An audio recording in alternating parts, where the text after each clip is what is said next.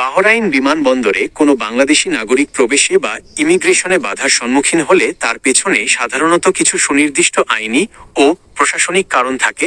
প্রধান কারণসমূহ: ভিসার স্ট্যাটাস ও নিয়োগকর্তার সিদ্ধান্ত। ছুটি কাটিয়ে ফেরত আসার সময় কোনো কর্মীর অনুপস্থিতিতেই যদি মালিক, কফিল কোম্পানি আকামা বা ভিসা বাতিল করে দেয়, তবে বিমানবন্দরে নামার পর প্রবেশের অনুমতি দেওয়া হয় না। ভুয়া বা অসম্পূর্ণ কাগজপত্র, স্পন্সরশিপের সঠিক প্রমাণ, রি এন্ট্রি পারমিট, হোটেল বুকিং বা রিটার্ন টিকিটে গরমিল থাকলে ইমিগ্রেশন ফেরত পাঠাতে পারে। নতুন ওয়ার্ক ভিসায় নিষেধাজ্ঞা। বর্তমানে বাহরাইনে বাংলাদেশিদের জন্য নতুন কাজের ভিসা ও ট্রানজিট নীতিতে বেশ কিছু কড়াকড়ি ও শর্ত বলবৎ রয়েছে। ব্ল্যাকলিস্ট বা আইনি জটিলতা।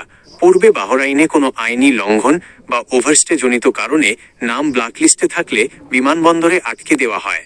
পরামর্শ: বাহরাইন ভ্রমণের আগে আপনার ভিসার সঠিক মেয়াদ, আকামার স্ট্যাটাস এবং স্পন্সরের ক্লিয়ারেন্স বাংলাদেশ দূতাবাস বা রয়্যাল বাহরাইন পুলিশের অফিসিয়াল সার্ভিস পোর্টাল থেকে আগে থেকেই নিশ্চিত করে নেওয়া নিরাপদ।